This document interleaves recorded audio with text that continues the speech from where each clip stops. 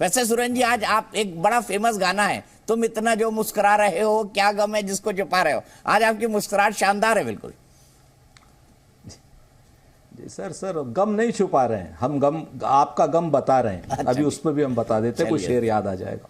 बहुत साफ सी बात है दीपक भाई, जो अजय आलोक ने पूछा बड़ा ही वैलिड सवाल पूछा है, और इतना अच्छा किया है इन्होंने। और मोदी जी ने, अगर उन्होंने संसद में बोला, मुझे नहीं पता, मुझे याद नहीं है, एक देश के 140 करोड़ देश का प्रधानमंत्री, पिछले 75 सालों से लगातार उन्नत देश पे एक प्रधानमंत्री पद पे बैठा हुआ आदमी अगर एक छोटे से ठेके की सिफारिश करे ना, तो कमजोर से कमजोर नहीं, मजबूत से मजबूत, अमेरिका में भी कर देते, अभी पता चलेगा ऑस्ट्रेलिया में किया कि नहीं किया, तो वो ठेका दे देता है। ऐसी कोई बहुत बड़ी बात नहीं है। ये नरेंद्र मोदी जी का पुण्य प्रताप नहीं है अजय आलोक जी।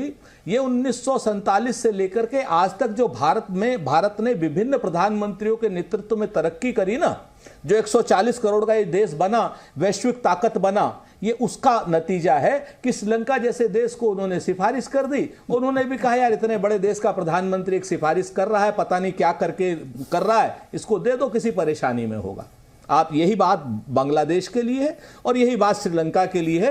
अब ये आपके विवेक पर तय होता है कि इससे आप किस चीज को कमजोर मानते हैं या किस चीज को मजबूत मानते हैं। देश तो मेरा मजबूत है ही है, देश आपके कमजोर करने से कमजोर नहीं होगा। भारत की सरकार की यानी भाजपा की नीतियां कमजोर कर रही है देश को, भारत कमजोर नहीं। भारत को कमजोर करने वालों की आंख निकाल ली जाएगी, इस चीज को समझ लीजिए। अच्छा, और रही बात पाकिस्तान की, तो पाकिस्तान क्या भारत में प्रजातंत्र है सुरेंद्र सिंह राजपूत जी या नहीं है? अभी बीजेपी ने सवाल पूछा, फिर मैं राजीव रूडी जी के पास जाऊंगा। उन्होंने कहा हिमाचल प्रदेश में आप जीते तो वहां प्रजातंत्र है या नहीं है? हाँ, पूरे देश में प्रजातंत्र है, लेकिन प्रजातंत्र को खत्म करने की और प्रजातंत्र को, लोकतंत्र को कुचलने की साजिश रची जा रही है भारतीय जनता पार्टी के द्वारा। संवैधानिक संस्थाओं को पंगु बनाने की कोशिश की जा रही है। राज्यपाल के जरिए कहीं ना कहीं, चाहे महाराष्ट्र में हो, चाहे गोवा में हो, चाहे मेघालय में हो, भारतीय जनता पार्टी की नीतियों को लागू करने की कोशिश की जा रही है। सुबह सुबह 5 बजे जो है देवेंद्र फडणवीस को शपथ दिलाने की कोशिश की जा रही है। सुप्रीम कोर्ट भी कह रहा है, ये मैं नहीं कह रहा हूं। और रही बात लोकतंत्र को कुचलने की, तो राजीव प्रताप रूडी जी एक सभ्य और बड़े इंसान है भारतीय जनता पार्टी के, चंद अटल बिहारी वाजपेयी जी के उसमें से बचे हुए हैं। ये बता दें सुप्रीम कोर्ट के जज कहे आए थे 5 जमीन पर? हम तो लेकर के नहीं आए ना, इन्हीं के राज में आए थे। ये बता दें रात में 1:30 बजे सीबीआई का तख्ता पलट क्यों किया था? बताएं, सिर्फ इन्हीं 2 बातों का जवाब दे दे, पिन पॉइंटेड दे दे, मैं इनको प्रणाम करूंगा। राजीव जी, मैं बीच में आता ही नहीं। नहीं, आपको आने की आवश्यकता ही नहीं है, लेकिन जरा आज के डिबेट का प्रसंग बता दीजिए तो हम बड़ा अच्छा रहेगा। हमको तो इतना दायरा चारों तरफ, हमें तो पता चला है कि कुछ राहुल जी प्रेस कॉन्फ्रेंस में बोल के गए हैं और उसी पर आधारित है। अगर ये सब विषय पर तो हम चले ही आएंगे, तो ये विषय अभी क्या है जरा थोड़ा बता दीजिए। तो ये तो अब जजेस के बारे में बात कर रहे हैं और कहीं और, मतलब काफी बड़ा दायरा। तो इनका एक चीज बड़ा अहमियत रखता है, कह रहे कि लोकतंत्र को भारतीय जनता पार्टी ने कुचल दिया। तो और एक इनके नेता ने कहा था कि बेसिक स्ट्रक्चर ऑफ डेमोक्रेसी को समाप्त करें। तो भारत में एक जजमेंट आया था केशवनाथ भारती वाला, जिसमें उच्चतम न्यायालय ने कहा था कि जो बेसिक स्ट्रक्चर ऑफ डेमोक्रेसी है, that can not be taunted और टॉर्मेंटेड, उसको हम लोग टच नहीं कर सकते हैं। लेकिन आज हम लोग इतने ताकतवर हो गए हैं। लेकिन एक बार डेमोक्रेसी में एक बार हुआ था जब पूरा सबका संवैधानिक अधिकार छीन लिया गया था, इमरजेंसी लगा दिया गया था और देश में पत्रकारों को जेल में उठा के बंद कर दिया गया था समाज। वो तो भूल जाने की बात है। वो तो डेमोक्रेसी के सबसे बड़े हिमायती और सबसे बड़े जो हिमायती कह सकते हैं वो अब कांग्रेस पार्टी हो गई है, और आज भारतीय जनता पार्टी लोकतंत्र को कुचलने वाली पार्टी होगी। ये विषय आया कहाँ से? हमारा अभी का जो संदर्भ हमको जो समझ में आता है, ये संदर्भ सिर्फ इतना ही था कि साहब आपको जो बोलना है, आप भारत जोड़ो यात्रा कीजिए, तोड़ो यात्रा कीजिए, कोई प्रॉब्लम नहीं, आप चलते रहिए, देश भर में चलते रहिए, भारतीय जनता पार्टी को गाली देते रहिए, जिस नेता को गाली देना है देते रहिए, कहिए कि देश खराब है, लोकतंत्र खराब है, सब यहाँ भ्रष्ट है, पत्रकार भ्रष्ट हो गए या नहीं हो गए, या जुडिशरी कॉम्प्रोमाइज हो गए। आपको अधिकार है, आप बोलते रहिए ना, हम कहाँ मना कर रहे हैं। लेकिन मेरा भी एक अधिकार है, हम अगर पक्ष में हैं, सत्ता पक्ष में, तो मेरा भी एक अधिकार है, अगर आप भारत का अपमान, देश का अपमान, संविधान का अपमान और या संसद का अपमान आप विदेश में, यहां तो थक गए, यहां आपकी बात तो सुनी गई नहीं, तो आप विदेश में जाके जो आप ये टार्निश करने का एक्सरसाइज, वो मेरा अधिकार है। मैं संसद में बैठता हूं, भारत मेरा देश है, इतना आपका भी है। और आपको इस परिस्थिति में, जिस समय हम तो यही करेंगे, माफी मांगो, बात खत्म हो जाएगी, तुमसे गलती हो गई, कई बार पहले भी सबसे err is human which is said, तो आपसे भी गलती हो गई।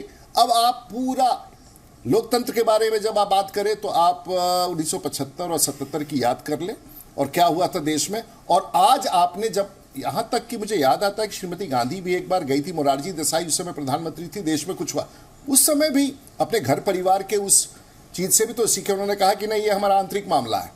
आप ना उस बात को याद करते हैं, ना समझना चाहते हैं।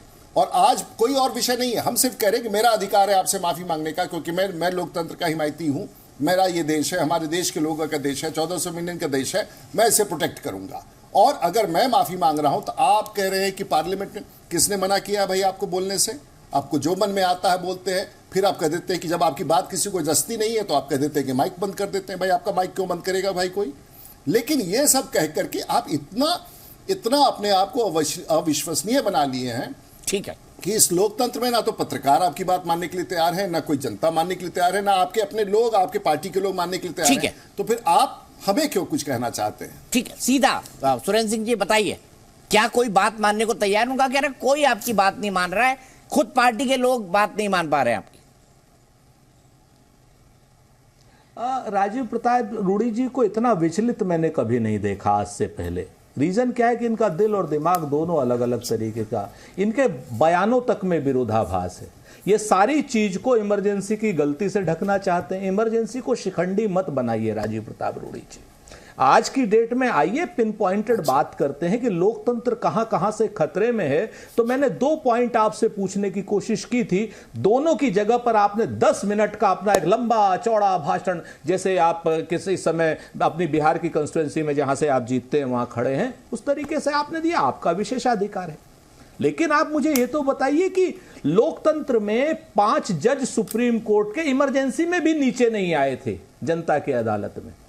जब इमरजेंसी लगी थी तब रात में 1:30 बजे सीबीआई का तख्ता पलट नहीं किया गया था। मैं तो 2 बातें आपसे पूछ रहा हूं ना कि आपके शासनकाल में 2 बातें हुई या नहीं हुई। और रही बात देश के अपमान की, तो आप शायद सुन नहीं पाए थे, तो मैं फिर से दोहरा देता हूं, देश का अपमान राहुल गांधी जी के बयान नहीं, नरेंद्र मोदी जी के कर्म कर रहे हैं। उनके कर्म नंबर 1 जब कहते हैं वो अब की बार ट्रंप सरकार किसी विदेश की धरती पर हमारा प्रधानमंत्री, सर्वशक्तिमान प्रधानमंत्री किसी दूसरे देश में कहता है, वो देश का अपमान होता है। देश का अपमान तब होता है राजीव प्रताप रूडी जी, जब पूरी दुनिया की वर्ल्ड एजेंसी की रैंकिंग में भारत में प्रेस इंडेक्स 150वें नंबर पर आता है। जिन पत्रकारों के पीछे आप छुपने की कोशिश कर रहे हैं, आपका मतलब भाजपा, आप तो बहादुर इंसान है, भाजपा छुपने की कोशिश कर रही है, वो स्वयं पत्रकारों को कितना आपने डरा रखा है कि आज की डेट में प्रेस इंडेक्स में, प्रेस फ्रीडम में भारत का स्थान 150वें नंबर पर है। हंगर इंडेक्स में कहां है? ये बातें शर्म की हैं। बातें ये भी शर्म की हैं कि गलवान वैली में हमारे 20 सैनिक जो शहीद हुए हैं, उनके हत्यारे देश के प्रधानमंत्री से, आप हत्यारे देश के राष्ट्रपति से आप हाथ मिलाने के लिए आतुर होते हैं। 18 बार नहीं, 20 बार मिलते हैं, चाय भी पिलाते हैं, झूला भी झुलाते हैं और रिश्तेदारी भी निकालते हैं आप उससे। तब जाकर के देश शर्मिंदा होता है। देश इसमें शर्मिंदा नहीं होता है कि एक पाकिस्तान के 2 पाकिस्तान हम लोग करें। देश का गर्व, सीना, देश का सीना चौड़ा होता है उस वक्त। जब हम सिक्किम को हिंदुस्तान में मिलाते हैं तब देश का सीना चौड़ा होता है। जब हम गोवा को हिंदुस्तान में मिलाते हैं तब देश का सीना चौड़ा होता है। सर ठीक है, देश का सीना इसमें नहीं। माफी मांग लीजिए नरेंद्र मोदी जी। चितरंजन गगन जी के पास जाऊंगा।